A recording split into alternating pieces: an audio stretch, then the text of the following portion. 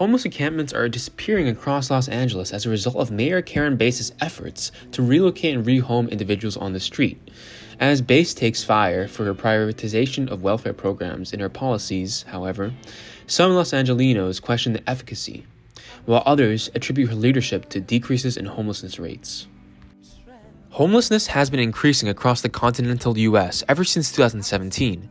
Lack of affordable housing, healthcare, entry-level jobs, and volatile job markets have contributed to the homelessness epidemic, with an 18% rise in homelessness across the U.S. in 2024, according to the Department of Housing and Urban Development.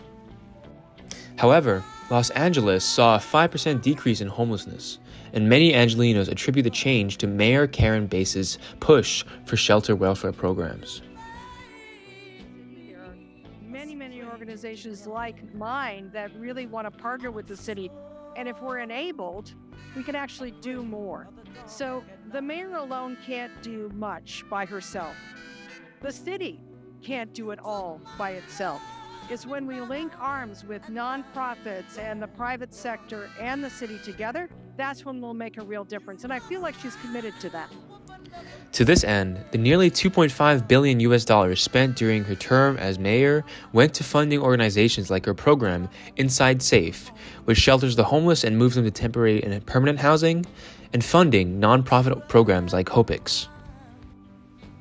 HOPEX, an all-services-included welfare program founded in 1988, receives funding from the Los Angeles Homeless Services Authority, or LAHSA.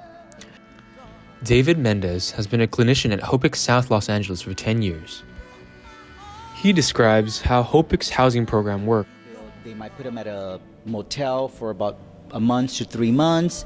Then they transition to temporary housing where it's a big house where 3 or 4 families live. Then they start transitioning into permanent. They start looking for permanent housing.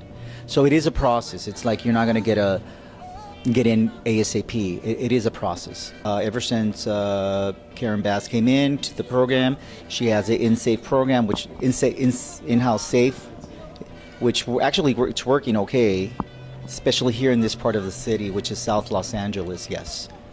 Indian encampments that have been there for years and years. That is worth the cost, because the cost of leaving an encampment on the street impacts everyone around. Small businesses pay the price when their entrances are blocked. People lose their jobs when restaurants lose customers. Residents feel safer when encampments are removed and people are housed. The LAPD will report that crime is down at locations where encampments were removed and people were housed. A, an individual who requested to remain anonymous due to a lawsuit filed against the LA government, has been going from shelter to shelter for the past year and applying for welfare programs since 2003. A recalls a time right after she was evicted from her 10-year home where she raised her 7 children, when she was forced to live on the streets of Long Beach in a tent.